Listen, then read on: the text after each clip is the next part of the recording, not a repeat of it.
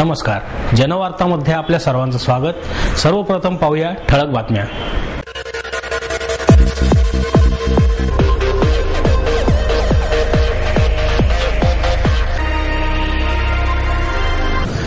महापालिकेच्या अर्थसंकल्पाबाबत शिवसेना स्थापना नागरिकांची समिती। पेट्रोलची दरवाढ तातडीने मागे घ्या, अन्यथा पुणे बंद करू, नगरसेवक प्राध्यापक विकास मटकरी यांचा इशारा। मेट्रो आणि बीआरटी याबाबत नागरिकांशी चर्चा करूनच प्रकल्प उभारण्यात येईल, खासदार सुप्रिया सुळे यांचे पत्रकार परिषदेत वक्तव्य। ज्येष्ठ नागरिक संघाच्या वतीने कार्यक्षम नगरसेवक शंकर पवार यांचा मराठमोळा सत्कार। बॉम्बस्फोटातील निरपराध मुस्लिम युवकांवरील गुन्हे मागे घेऊन त्यांची त्वरित सुटका करण्याची रिपब्लिकन पक्ष पुणे शहर शाखेच्या वतीने मागणी। क्लोरीनच्या गळतीमुळे पिंपरीत 15 जणांना बाधा।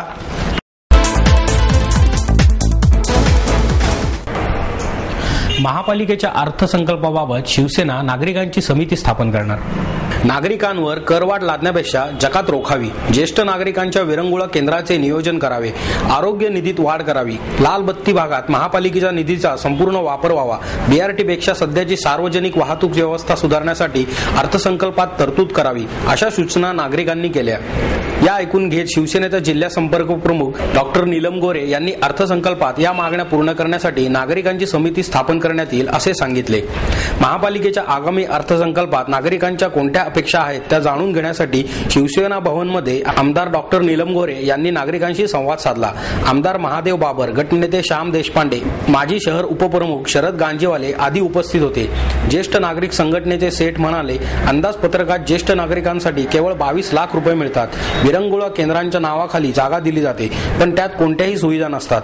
अंदाजपत्रकात त्याबाबत नियोजन असावे। चालताना अडथळा होऊ नये यासाठी पादचारी मार्ग अतिक्रमण मुक्त करावेत।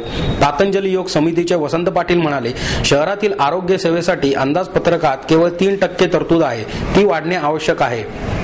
अखिल बुधवार पेठ देवदासी संस्थेच्या मीना कुरळेकर म्हणाल्या, लालबत्ती भागातील महिलांचे आरोग्य आणि संरक्षणासाठी खास तरतूद असावी। महापालिकेच्या योजनांची अंमलबजावणी करावी। याबाबत जनवार्ताशी बोलताना डॉक्टर नीलम गोरे म्हणाल्या, विशिष्ट घटकांच्या विशिष्ट अशा गरजा असतात। त्या प्रत्येक घटकांपैकी ज्येष्ठ नागरिक आहेत, पर्यावरण आहे, विद्यार्थी आहे, त्याचसोबत ऐतिहासिक स्थळांच्या वरती काम करणारे लोक आहेत, मंदिर देवस्थानशी संबंधित लोक आहेत। आणि तुम्हाला कल्पना आहे की पुणे शहरामध्ये प्रचंड अपघात होत आहेत। प्रदूषण आणि अपघात याच्यामध्ये पुणे शहराचा क्रमांक खूप वरचा लागतो। अशा वेळेला शहरासाठी सोयी सुविधा पुरवण्यासाठी हे अर्थसंकल्प असणार आहे असं शासन सांगतं, परंतु प्रत्यक्षामध्ये आम्हीचे श्याम देशपांडेंनी ज्यावेळेला बजेटच्या संदर्भात अनेक केलेल्या सूचनांना शेवटी कपात लावण्यात आली आणि त्याचा परिणाम असा होतो की शहर असं अडखळत विकासाकडे निघाल्यासारखं दिसतं। आणि म्हणून आजची ही जी आमची पाऊल आम्ही उचललेलं आहे, तर शिवसेना प्रमुख बाळासाहेब ठाकरे आणि शिवसेना कार्यकारी प्रमुख उद्धवजी ठाकरे, आपल्याला कल्पना आहे की ज्यावेळेला राज्यामध्ये सुद्धा अनेक कार्यक्रम राबवत असताना लोकांशी सुसंवाद राहावा, लोकांची मतं समजून घ्यावी, याच्यावर उद्धवजी ठाकरे यांचा भर आहे। आणि म्हणून आज ज्या संस्था संघटनांना आम्ही निमंत्रित केलेले आहे, याच्या खेरीज सुद्धा अन्य संस्था संघटना आहेत, विशिष्ट घटकांबरोबर काम करणारे लोक आहेत। त्याचसोबत शहराचा विकास करत असताना शहरामध्ये अजून कुठे कुठे काय करायला पाहिजे याबद्दल काही नागरिकांचं म्हणणं असू शकतं। तर हे समजून घेण्यासाठी म्हणून 15 फेब्रुवारीपर्यंत आम्ही अनेक अशा बैठका, कृतीसत्र घेणार आहोत। आणि या कामकाजाचं प्रमुख जी जबाबदारी आहे त्याच्यामध्ये आमचे महानगरपालिकेतले गटनेते श्याम देशपांडे, आमदार महादेव बाबर आणि आमचे ज्येष्ठ शिवसैनिक शरद गंजीवाले, आमदार चंद्रकांत मोकाटे हे सगळेजण याचा समन्वय करायचं काम करतात।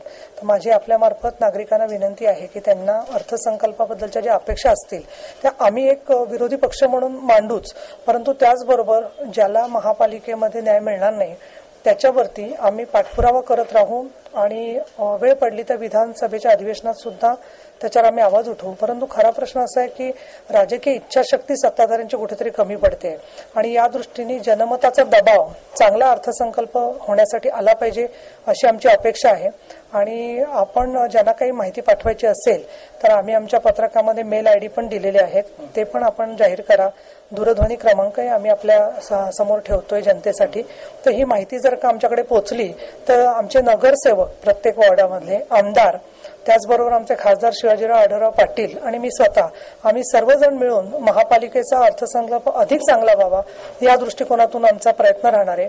त्याचसोबत यामधून ज्या मुद्द्यांना न्याय देण्यासाठी अजून काही काळ काम करावं लागेल ती देखील आमची तयारी आहे. माझ्या माहितीप्रमाणे पहिल्यांदाच एखादा पक्ष या स्तरावरती पुण्यातल्या नागरिकांना विश्वासात घेतोय आणि जनतेने जे प्रेम आम्हाला बीआरटीच्या जनमताच्या वेळेला व्यक्त केलंय त्याच्यावरून असं वाटतं की आमच्यावर जो विश्वास लोक टाकतायत त्याला न्याय आम्हाला देता येईल.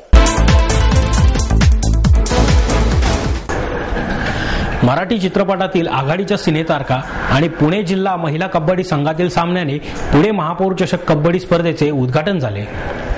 पुणे महापालिकेच्या वतीने महाराष्ट्र राज्य कबड्डी असोसिएशनच्या मान्यतेने व पुणे जिल्हा कबड्डी संघटनेच्या सहकार्याने आयोजित करण्यात आलेली ही राज्यस्तरीय निमंत्रित कबड्डी स्पर्धा 21 जानेवारीपर्यंत रंगणार आहे. मराठी चित्रपटातील स्टार कलाकारांना पाहण्यासाठी मैदानावर महिला वर्गाने विशेष गर्दी केली. ज्येष्ठ अभिनेत्री वर्षा उसगावकर यांनी सिने कलाकारांच्या संघाचे नेतृत्व केले तर golden girl Deepika Joseph Pune जिल्हा संघाची कर्णधार होती. उसगावकरांच्या संघात सोनाली कुलकर्णी, मानसी नाईक, श्रुती मराठे, मधुरा कुलकर्णी, भार्गवी चिरमुले, मनीषा केळकर, रेशम टिपणीस व अश्विनी आपटे यांचा समावेश होता. उद्घाटनाच्या लढतीनंतर वर्षा उसगावकर, सोनाली कुलकर्णी व मानसी नाईक यांनी स्पर्धेत सहभागी झालेल्या सर्व खेळाडूंना शुभेच्छा दिल्या. स्पर्धेचे संयोजक आमदार अनिल भोसले यावेळी म्हणाले, 4 दिवस चालणाऱ्या या स्पर्धेत कबड्डीपटूंनी मनमुराद आनंद घ्यावा. दीपिका जोसेफ व नितीन गुले या आंतरराष्ट्रीय कबड्डीपटूंच्या प्रेरणेतून पुण्यातील युवा खेळाडूंनीही आंतरराष्ट्रीय खेळाडू होण्याचा निर्धार करावा असे आवाहन केले.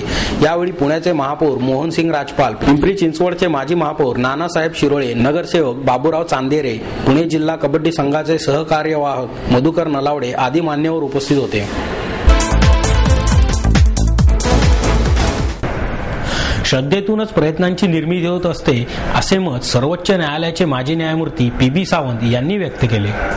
महाराष्ट्र अंधश्रद्धा निर्मूलन समितीच्या द्विदशकपूर्ती सांगता अधिवेशन आणि वारसा समाज सुधारकांचा शैक्षणिक सनद परिषदेच्या 3 दिवस चाललेल्या अधिवेशनाचा समारोप झाला. अध्यक्षस्थानी अनिसचे संस्थापक कार्याध्यक्ष डॉक्टर नरेंद्र दाभोलकर होते. न्यायमूर्ती सावंत म्हणाले, विश्वबंधुत्वाच्या तत्वज्ञानाला वैज्ञानिक आधार असून माणसामाणसातील फरक फक्त बाह्य रंगातच असून तो मुळात नैसर्गिक नाही. त्याचबरोबर गर्वच हो म्हणत माणसामाणसात जाती, वर्ण, धर्म, देश यांच्या नावावर द्वेष पसरवणाऱ्यांवर त्यांनी टीकास्त्र सोडले. या अपप्रवृत्तींविरोधात अंधश्रद्धेचा शत्रू असलेला विवेकवादच सार्थ ठरू शकतो. त्यामुळे तो जोपासणे गरजेचे असल्याने त्याचा प्राथमिक शिक्षणापासूनच अंतर्भाव केला गेला पाहिजे. तरच खऱ्या अर्थाने अंधश्रद्धेचे निर्मूलन होईल. जादूटोणा विरोधी कायदाही लवकरात लवकर व्हायला हवा अशी अपेक्षा त्यांनी व्यक्त केली. अध्यक्षीय समारोप करताना डॉक्टर दाभोलकर यांनी समाज सुधारकांचा वारसा सांगणारी वारसा समाज सुधारकांचा शैक्षणिक सनद शैक्षणिक क्षेत्रात समाज सुधारकांचा वारसा कृतीशील करेल असा विश्वास व्यक्त केला. पेट्रोलची दरवाढ तातडीने मागे घ्या, अन्यथा पुणे बंद करू असा इशारा प्राध्यापक विकास मटकरी यांनी दिला. शिवाजीनगर भारतीय जनता पार्टीच्या वतीने पेट्रोल दरवाढी विरोधात डेक्कनच्या गोखले स्मारक चौकात निदर्शने करण्यात आली.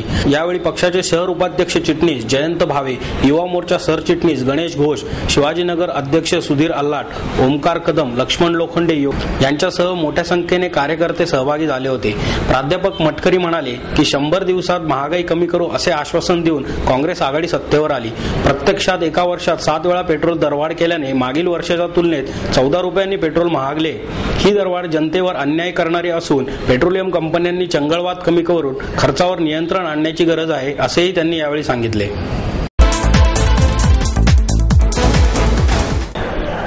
मेट्रो आणि बीआरटी बाबत नागरिकांशी चर्चा करूनच प्रकल्प उभारण्यात येतील असं वक्तव्य खासदार सुप्रिया सुळे यांनी पत्रकार परिषदेत केले. पुणे शहरातील मेट्रो आणि बीआरटी प्रकल्पासाठी केंद्र शासनाच्या वतीने 548 कोटींचा निधी आलेला आहे. मेट्रो आणि बीआरटी प्रकल्पासाठी राष्ट्रवादी काँग्रेसचा विरोध नसून या प्रकल्पामुळे शहराचा विकास व्हावा ही यामागची भावना आहे. हा प्रकल्प उभारताना स्थानिक नागरिकांशी चर्चा करून त्यांची मते घेऊनच हा प्रकल्प उभारण्यात येईल. प्रकल्पाला स्थानिक नागरिकांचा विरोध असेल तर हा प्रकल्प उभारण्यात येणार नसल्याचेही सुळे यांनी यावेळी सांगितले. शहरात पाणी, रस्ता रुंदीकरण आणि वाहतूक कोंडी सोडवण्यासाठी मेट्रो व बीआरटी सारखे प्रकल्प शहरात राबवण्याची गरज आहे. प्रकल्पाचा शास्त्रयुक्त अभ्यास करून आणि मेट्रो व बीआरटी प्रकल्पाचा संपूर्ण आराखडा तयार करून या प्रकल्पाची सुरुवात करण्यात येईल. हा प्रकल्प भूमिगत न होता जमिनीवर उभारण्यात यावा, कारण भूमिगत प्रकल्पासाठी जमिनीवरील प्रकल्पाच्या चौपट खर्च येतो असे सुळे यांनी सांगितले. नाही, जे म्हणजे भाव वाढली आहे त्याची चिंता सगळ्यांनाच आहे. युपीएला सरकारला आहे काय आउट ऑफ चॉईस आम्ही केलेलं नाहीये. त्याच्यामुळे कंपल्शन्स आहेत, डिकंट्रोल केलंय. त्याच्यामुळे जगाच्या प्राइसेसवर हे सगळं डिपेंडंट असतं. आपल्याला सगळ्यांनाच माहिती आहे त्याच्या मागे इकॉनॉमिक्स आहे आणि प्रयत्न सगळ्यांचाच चाललाय की त्याच्यातून काही रोलबॅक करता येईल का. कालची सगळ्या काँग्रेस पक्षाचे स्टेटमेंट आपण मानलंय की we are requesting a roll back.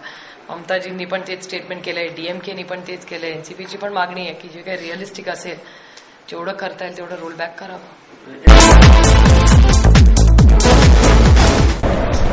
ज्येष्ठ नागरिक संघाच्या वतीने कार्यक्षम नगरसेवक शंकर पवार यांचा मराठमोळा सत्कार करण्यात आला. काँग्रेसचे नगरसेवक शंकर पवार यांना मराठी पत्रकार संघाच्या वतीने कार्यक्षम नगरसेवक पुरस्कार मिळाल्याबद्दल ज्येष्ठ नागरिक संघ पर्वतीनगर, सईनगर, जुना जगात नाका, सिंहगड रोड यांच्या वतीने शाल, श्रीफळ, पुणेरी पगडी देऊन मराठमोळ्या पद्धतीने पवार यांचा सत्कार करण्यात आला.